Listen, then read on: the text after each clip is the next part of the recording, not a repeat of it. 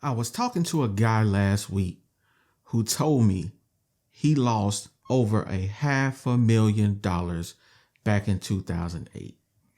After I told him my story about my debt-free journey, he said to me, it doesn't matter how long you take to pay off the debt, as long as you see it going down.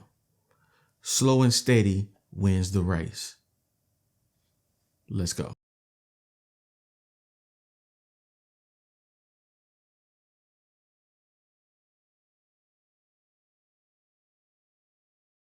What's good, YouTube?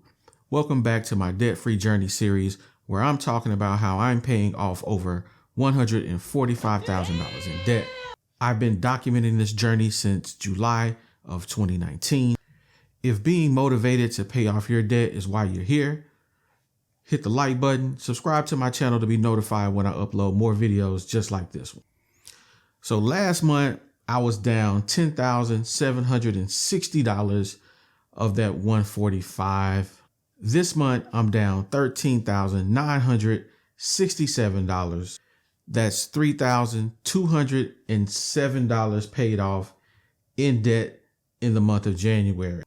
That leaves me with $131,181 to pay off in this debt-free journey.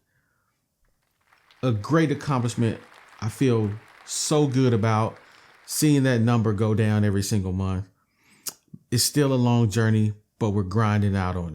And that's kind of what I want to talk about today, because paying off the debt can be motivating when you see it from month to month to month.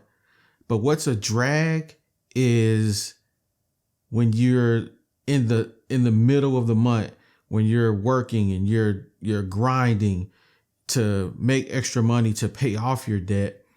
It makes you feel like, why am I doing this? This is so irritating.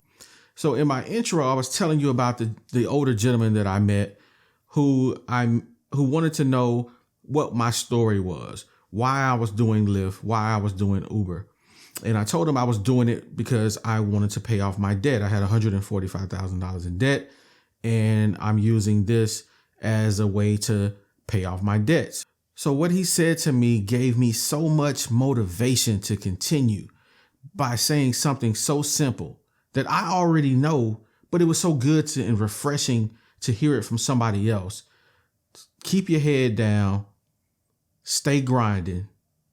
The debt will eventually go away as long as you have a plan. And that's essentially what he was saying. He also made the point, he said, even if it's just $500 that you pay off in a month, don't be discouraged.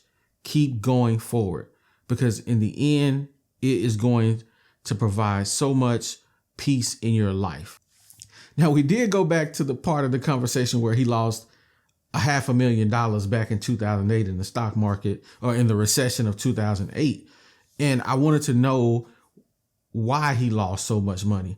And he was like, I really didn't understand. I made all my money in the stock market, but I didn't pull out when I should have. And when I did pull out, I pulled out at a loss of $500,000. And I'm like, wow, that is crazy to lose that type of money. So after being the nerd that I am, I went to one of the investment calculators and I plugged in $500,000. And over the last 10 years, we've been in a bull run, and the market has averaged a 12.7% return.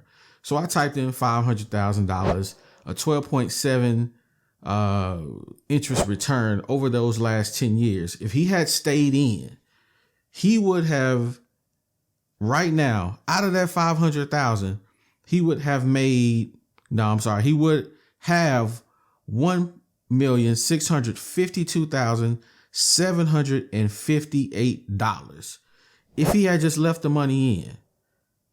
And he has missed out over $1.1 million by pulling out. And I was like, wow, that's just phenomenal that you could lose that type of money.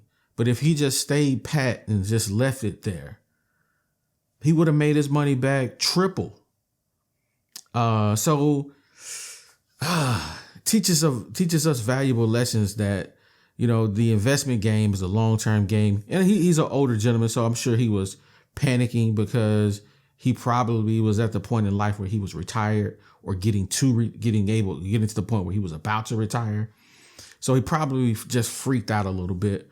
And I think that's like one of the major reasons why financial independence is so important, in educating yourself about finances to the best of your ability.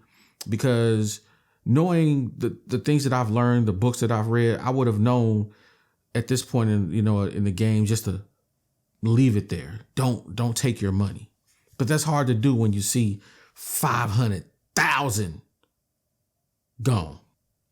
So outside my 401k portfolio, through my job, I am saving $5 a day in the Cash App, investing in the Cash App.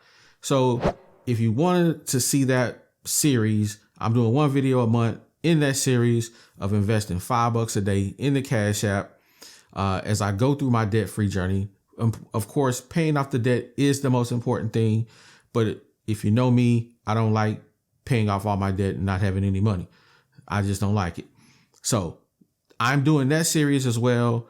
One video a month, $5 a day. And we're going to do a monthly series on that, showing how my portfolio is doing over the months and the years, however long it takes me to pay off this debt. And we'll see what we do with the money at the end of the day. If I lose money, if I gain money, we'll find out.